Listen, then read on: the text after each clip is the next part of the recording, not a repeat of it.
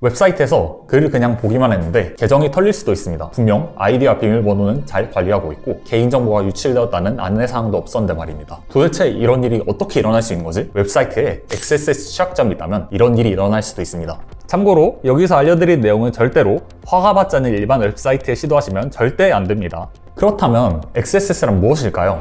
XSS는 크로스 사이트 스크립팅의 약자인데요. HTML과 같이 쓰이는 CSS와 이름이 겹치기 때문에 XSS라고 불리게 되었습니다. 기본적으로 XSS는 공격자가 웹사이트 혹은 관련 리소스에 악성 스크립트를 삽입하는 것을 의미하는데요. 주로 사용자가 넣은 내용을 출력하는 기능에서 자주 발생하게 됩니다. 간단하게 예시를 들어보겠습니다. 웹사이트에 로그인하면 안녕하세요 누구님 같은 문구, 게시글, 댓글들이 있겠죠. 기본적으로 브라우저는 HTML, CSS, JS 코드를 웹서버의 요청을 받아온 뒤에 그 결과를 조합하여 웹페이지의 형태로 표시하게 되는데 XSS 취약점이 존재하는 경우 악의적인 코드가 삽입된 리소스가 사용자에게 전송되어서 변조된 페이지를 보게 하거나 해당 스크립트를 강제로 실행시킬 수 있습니다. XSS는 발생 방식과 기법들에 따라서 여러 종류로 나뉘게 되는데 이 영상에서는 가장 간단한 분류인 이 두 가지만 살펴보도록 하겠습니다. 스토어드 XSS는 악성 스크립트가 서버에 저장되어서 응답이 올 때 스크립트가 실행된 유형입니다. 대표적으로 게시글과 댓글 같은 정보가 서버에 저장된 후 출력되기 때문에 이런 요소들이 스토어드 XSS를 일으킨 데 주로 사용됩니다. 여기에 스토어드 XSS를 테스트해 볼 수 있는 사이트가 있습니다. 이 웹사이트는 제목과 컨텐츠에 내용을 넣으면 게시글처럼 보여주는 동작을 수행하게 됩니다. 예를 들어서 이런 문구를 입력을 한다고 생각해 봅시다. 그럼 결과로 애드민이라는 제목과 애드민이라는 컨텐츠를 보여주게 됩니다. 이 웹사이트 같은 경우에는 내용의 필터링을 수행하지 않는다는 취약점이 존재합니다. 그렇기 때문에 타이틀에 아무런 문구를 넣은 다음에 컨텐츠에 적당히 스크립트 태그를 넣어서 내부에 자바스크립트 코드를 수행하게 만들면 이렇게 1이라는 알러트가 뜨는 동시에 여기 코드에 스크립트 인젝티드라는 결과가 뜨는 것을 볼 수가 있게 됩니다. 이 코드는 짧고 간결하게 XSS 공격의 동작 여부를 확인할 수 있기 때문에 보통 XSS를 테스트해 볼 때 이 문구를 많이 사용하게 됩니다. 저는 여기서 1이라는 알림만을 띄우게 되었지만 XSS가 통하기 때문에 여기에 로그인 정보를 탈취하거나 사용자에게 악의적인 코드를 주입하는 것으로 공격자는 목표를 달성할 수 있게 되는 것입니다. 다음으로 알아볼 유형은 Reflected XSS입니다. XSS 공격 문구가 서버에 저장되어 전달되는 Stored XSS와는 달리 URL 등을 통해서 공격 문구가 삽입되게 됩니다. 이 실습 환경에서 보실 수 있듯이 URL에 있는 데이터가 검색 결과에 표시가 됩니다.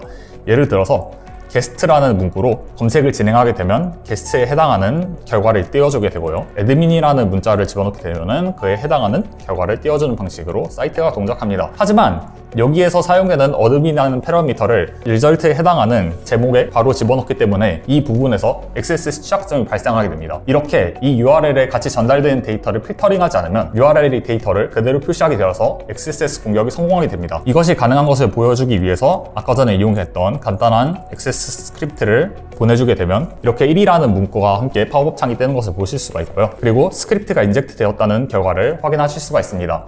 만약에 사용자가 악의적인 코드가 담긴 URL을 누르게 되면 링크 클릭 한 번만으로 XSS 공격이 발생하게 되는 것이죠. 해킹을 연습할 수 있는 워게임 문제를 통해서 지금까지 살펴본 내용을 실습하도록 하겠습니다. 실습하기에 앞서서 실제로 운영되고 있는 웹사이트에 공격을 수행하는 행위는 절대 하면 안 됩니다. XSS 공격을 막기 위한 시도와 그 대책을 뚫기 위한 공격 시도는 창과 방패의 싸움처럼 이어져 왔습니다. 그 결과로 지금부터 실습해올 내용은 최근 운영되는 웹사이트들에는 거의 통하지 않는다고 봐도 무방합니다. 그럼에도 불구하고 잘못된 보안 설정 혹은 논리 오류 등의 이유로 잘 설계된 공격 스크립트는 필터링을 벗어나서 XSS 공격을 성공시킬 수가 있습니다. 관련된 방어 기법이 궁금하거나 이 기법들을 우회하거나 뚫을 수 있는 방안을 구상하고 연습해보고 싶으신 분들은 드림액을 추천드립니다. 드림액에서는 분야별로 해킹을 배울 수 있는 로드맵을 제공하며 배운 내용을 바탕으로 다양한 보안 상황을 가정한 수많은 워게임과 함께 관련 기술에 대한 이해와 숙련도를 더 높일 수 있습니다. 이번 영상에서 다룰 XSS 관련 내용도 드림액의 강의로 준비되어 있으니 풀이를 더 자세히 이해하고 싶으시다면 드림액에 방문해주세요.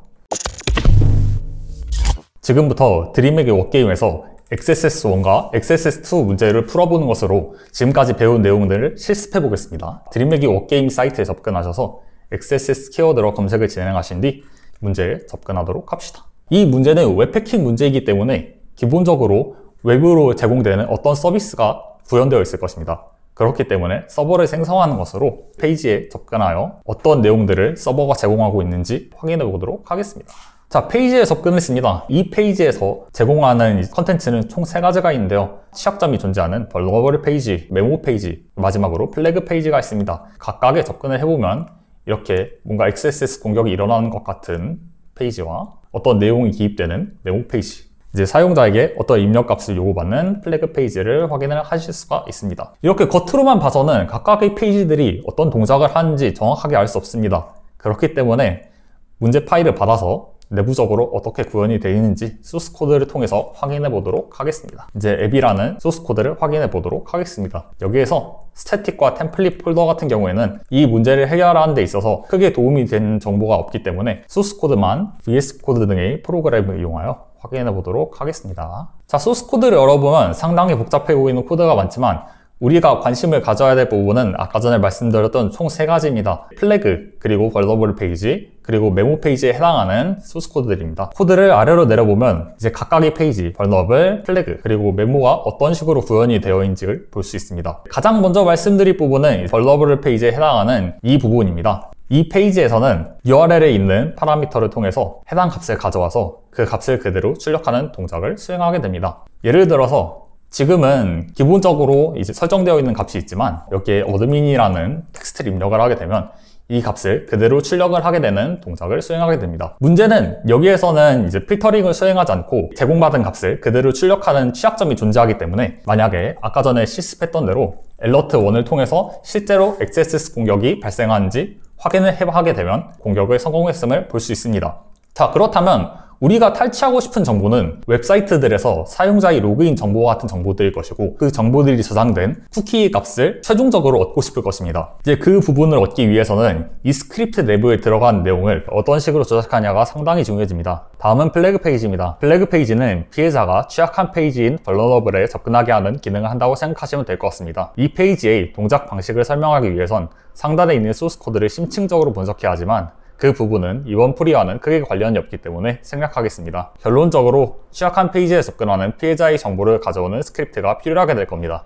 자, 마지막으로 설명드릴 페이지는 메모에 해당하는 부분입니다. 원래대로라면 이제 사용자가 가지고 있는 데이터를 가져오기 위해서는 특수한 방법이 필요합니다. 예를 들어서 외부의 웹서버를 이용해서 이제 사용자의 리퀘스트를 가져오게 된다거나 아니면은 그 정보를 적절하게 가공하고 저장할 수 있는 수단이 필요한데 그런 문제점을 해결하기 위해서 문제에서 편의를 위해서 제공해주는 페이지라고 생각을 해주시면 되고요. 동작은 아주 단순합니다. 메모에 접근을 한 다음에 메모 어드민이라는 값을 입력해 볼까요? 이렇게 값을 제공을 하게 되면은 기존에 있는 값에 계속 누적을 하면서 새로 추가된 값을 적어주게 됩니다. 다시 말해서 사용자의 쿠키 값을 여기에 적어 넣을 수 있게 된다면 우리는 성공적으로 사용자의 정보를 유출할 수 있는 결과를 낳게 되는 것입니다. 그렇다면 도대체 어떤 페이로드를 사용을 해야 사용자의 쿠키 값을 유출할 수 있을까요? 자, 여기에서는 어떤 페이로드를 사용할 거냐면은 자, location.href라는 자바스크립트 키워드가 있습니다. 이 키워드는 사용자가 이 스크립트를 동작시킬 때 어떤 페이지에 있는지를 이제 나타내는 변수라고 보시면 될 것 같고요. 그렇다면 이 값을 이제 적절하게 메모로 이동을 시킬 겁니다. 그 이유는 사용자의 쿠키 값을 메모 페이지에 접근을 시킴으로써 메모 페이지를 나중에 열람하는 것만으로도 저장된 쿠키 값을 볼 수 있게 하는 것이죠. 그래서 이렇게 페이로드를 작성을 하고 concat 이라는 함수를 사용하겠습니다. 왜냐하면 일반적으로 자바스크립트에서는 플러스 기호를 사용하게 되면 그 문자를 붙일 수 있는 역할을 하게 되는데요.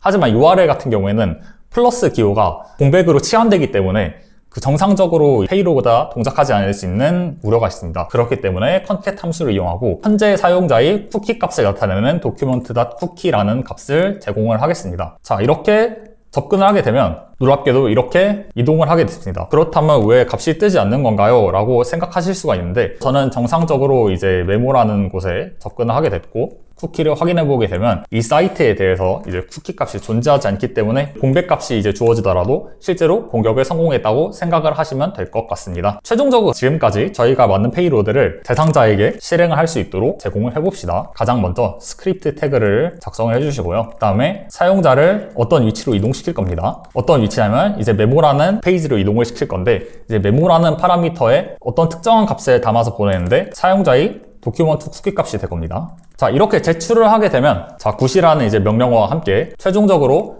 메모에 접근을 하게 되면 사용자의 쿠키 정보가 이렇게 기입되어서 유출이 된 것을 확인하실 수가 있습니다. 지금까지 XSS1에 대한 풀이를 진행했습니다. 그렇다면 XSS2 문제를 같이 살펴보도록 하겠습니다. 아까 동일하게 서버를 생성해서 어떤 방식으로 페이지가 구성되어 있는지 확인해 보도록 하겠습니다. 아까와 똑같은 구성으로 되어 있지만 취약점이 있는 페이지에 접근을 했을 때 아까 전에 alert1이 동작했던 것과는 다르게 어떠한 스크립트가 실행되었다는 흔적도 보이지 않는다는 차이점이 있습니다. 도대체 왜 이런 차이점이 존재하는 것인지 소스 코드를 확인해 보는 것으로 그 이유를 알아보도록 하겠습니다. 자, 이제 똑같이 조금 복잡해 보이는 코드가 있을 수도 있지만 아까 전과 동일하게 저희가 이제 관심 있는 부분은 총 3군데입니다.